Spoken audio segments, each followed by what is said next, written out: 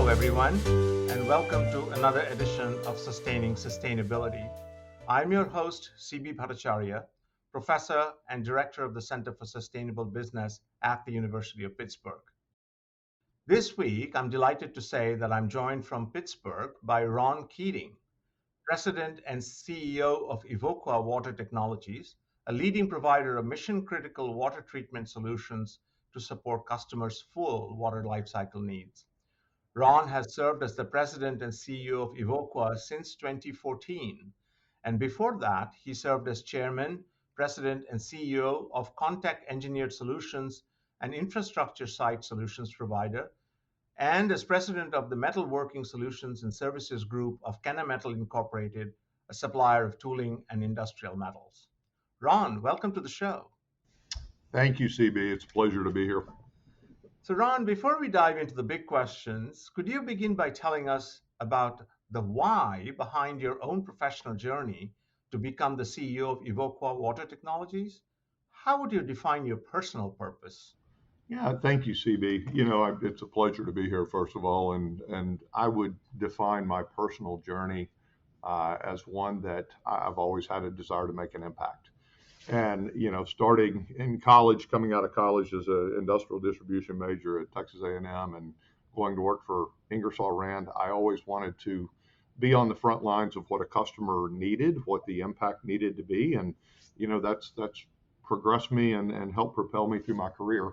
Early on, I had a goal to be CEO of a public company, and when I was very young, I scripted a bit of a path to get there.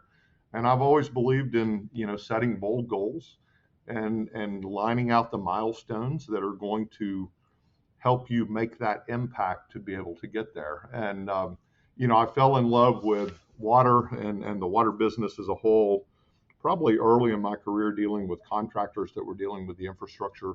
As a young applications engineer at Ingersoll Rand, as the CEO of Contech Engineered Solutions, we provided water treatment, infrastructure site solution treatment for water systems, water applications, and ultimately collection and cleaning of stormwater, putting it back in the environment. And that is one of the things that progressed me to come to Evoqua. Evoqua, a company of 100 plus years of legacy products, installations, solutions, and services supporting water and infrastructure solutions and applications for industry, for commercial applications, as well as for the precious municipality and municipal infrastructure that we support as well. So it's probably a path, as I said, of setting bold goals and then lining out your steps to be able to get there. It's been a lot of fun. Excellent. That's truly excellent. So you mentioned Evoqua. So continuing our focus on purpose, what would you say is the purpose of Evoqua today, and how does that purpose guide the work you do and decide not to do? Such as the recent sustainability and innovation hub opening. It's a terrific question, and the purpose of Evoqua is what gets us up every day. Our purpose as a company is transforming water, enriching life. So Evoqua was carved out of Siemens, which was a very large conglomerate, to become a standalone water company in 2014, and I came in as CEO in December of that year. So at the beginning of 15, we got together as a leadership team, and we said, we have to define as a company, a brand new company, what's our purpose, what are our vision, what are our values, and what are we focused on as we go forward with the mission of the company.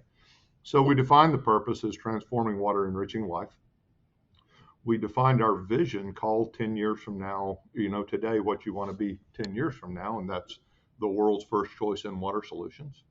And then, ultimately, what are the values? Our values of integrity, our values of customers, our newest value of sustainable, and our values of performance. So, making sure that we are doing exactly what we need to do to support the market, take care of our customers, operate better today than we were yesterday, and ultimately, with our new sustainability goal, where are we spending our time, our value of sustainability? Where do we spend our efforts?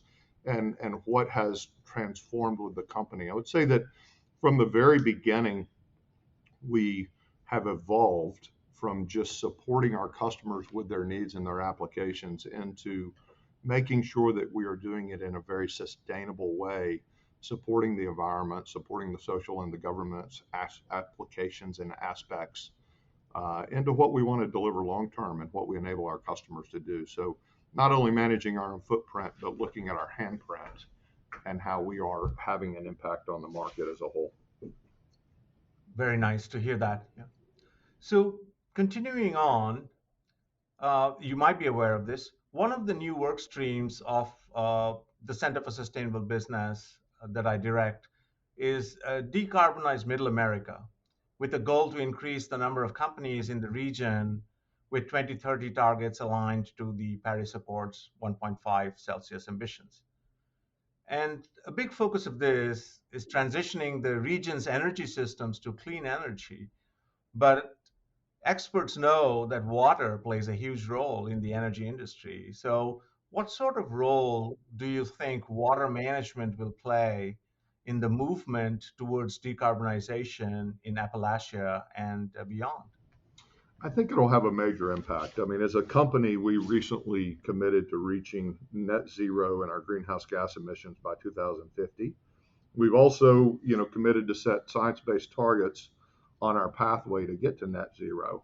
The other thing that we're doing with our sustainability and innovation hub, we're focused on creating more sustainable water treatment solutions, piloting new technologies, working with customers, and making sure that we're supporting their needs and their applications and what they're going after. We felt it was important to have that investment here in Appalachia, in Pittsburgh, where we could be, very close to the technologies, very close to our team, and close to our customers that are in the region, so we could ensure that we're having an impact locally. One of the things that we're doing across our entire network, our entire system, is we've committed to reusing more water than we draw by 2035 as we set these science-based targets to make sure that we're getting there. One of the benefits of this is we're going to be able to help our customers do that as well after we do it in our own facilities, our own locations. And the other opportunity we have is to establish new technologies in the Innovation and Sustainability Hub that will actually operate a little bit as a test case in our own facilities to make sure that we are hitting the impact that we committed to. And where we find additional challenges in water treatment, we are able to invest in technologies and able to actually pilot the operations here locally to make sure that we're accomplishing our goal on the back end. Sounds exciting going forward. And now turning the focus internally. So in fiscal year 2020, Evoqua created an inclusion and diversity strategy with the focus on creating a sense of belonging among employees. Why did you decide to make the main focus of this strategy the sense of belonging, and why is it an important area to focus on, not just for Evoqua, but for all companies? Yeah, ultimately we did it because it's the right thing to do. I mean, if you think about sustainability and focusing on the environment, it's not just about environment only. We have to make sure we remember the social side of things. And having, an inclusive and diverse culture helps us drive value, and it drives innovation in our organization. And so the sense of belonging is much more around inclusion and having our team focus together and the opportunities be available to all, regardless of what the background of a person is or what their focus is. But just making sure that we are driving the I&D perspective as a whole around our employees being able to belong, feel like they're a part of a greater good, and ultimately feel like they have the opportunity. And we feel that, as we make progress in this, I think that we'll see the company reflect more of what our customer base reflects in the demographics. And we think it'll be very good for not just the company, the environment, but ultimately it's going to drive innovation. It's going to drive tremendous value inside of our business as well as it will across, multiple companies. And companies need to adopt this. If you haven't adopted it in the past, the best time to start is today. So if you didn't do it yesterday, start today. Take the actions, make sure you're delivering on those, and get the outcomes you're looking for tomorrow. This is truly important because, as many of our listeners know, you know, the lack of meaning in jobs is one of the biggest reasons for, people quitting or bringing their half-hearted selves to work. So creating this sense of belonging, this sense of ownership can really, catapult action and accelerate the transition to being a sustainable business. So thank you for this insight. Well, thank you, CB. We actually feel like it does as well. And, one of the things that is so rewarding and so exciting, waking up, coming to work at Evoqua every single day, we're doing something that matters. It's meaningful. It's meaningful not only to, what's happening in the environment and the social side of the world today, but it's going to have greater meaning as we look forward into the future, as we propel, 5, 10, 20 years from now. Having the team members that want to come in and have an impact every day and know that what they're doing matters is really important. That's so cool. That's so cool. Um, Changing topics slightly again and focusing now on ESG, or environmental, social, and governance metrics that are becoming mainstream topics for financiers, regulators, and boards, with an ever-growing number of frameworks and initiatives to measure, a company's ESG impacts and progress.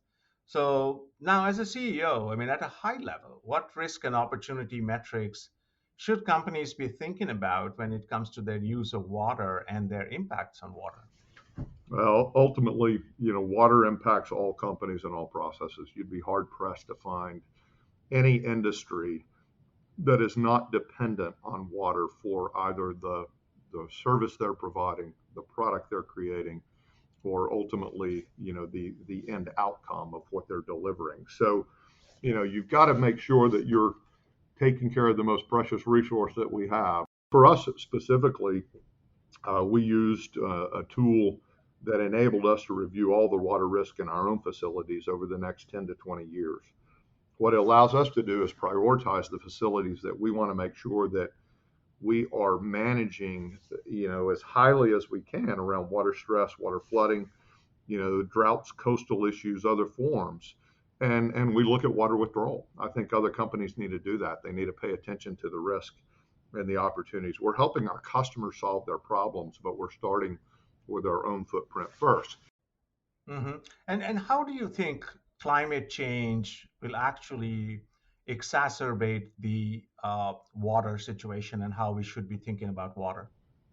Look, it's a known fact that there is a minimal, there's only 3% of fresh water that's available in the world that exists, and there's only less than 1.5% of that is actually accessible.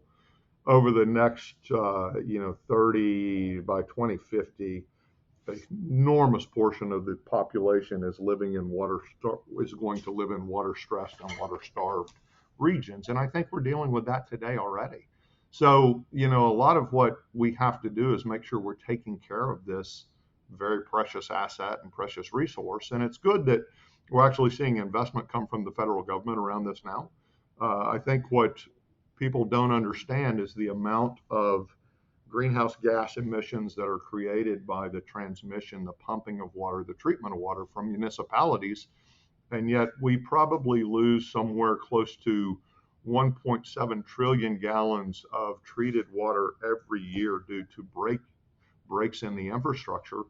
And so a lot of the power that's being consumed to treat and pump is being wasted just through breakage and leaks. If you actually add in the stormwater and wastewater challenge to that, it's in excess of 6 trillion gallons of water that's wasted every year. So, thinking about the treatment of water, the way that water is utilized is has a major impact on what we're dealing with climate change, just around the amount of power that's consumed by municipalities and by local industry to be able to provide and actually have fresh water. Fascinating conversation, but Ron, we are coming to the close of our time. So, what call to action would you make to our listeners? And we have, anything from fellow CEOs to, the regular person on the street. I believe that we can all do something. So, what's the call to action that you would make? Well, like I'd say, water is, we all have to know it's critical. It's a finite resource. And, the water resources are under stress today. More than 2 billion people live in regions that have water scarce or compromised water supplies. And again, as I said earlier, by 2050, at least 1 in 4 people will live in a country affected by chronic water challenges and issues that we're dealing with. So as all of us focus on this, we need to find innovative solutions to deliver sustainable applications and make sure that we are doing what's right for the environment, minimizing liquid discharge, minimizing the impact on water as a whole is everyone's responsibility. So if you didn't start yesterday, start today. Ron Keating, CEO of Evoqua, thank you so much for taking this time out of your busy schedule to be with us today. Thank you. It's my pleasure. And before I sign off, I do want to say that this podcast is made possible with the help of my colleagues Chris Gassman, who is Associate Director at the Center for Sustainable Business, and Danny Nye, who is Center Associate at the Center for Sustainable Business. I'm your host, CB Bhattacharya, and I'll be back in a couple of weeks with another edition of Sustaining Sustainability.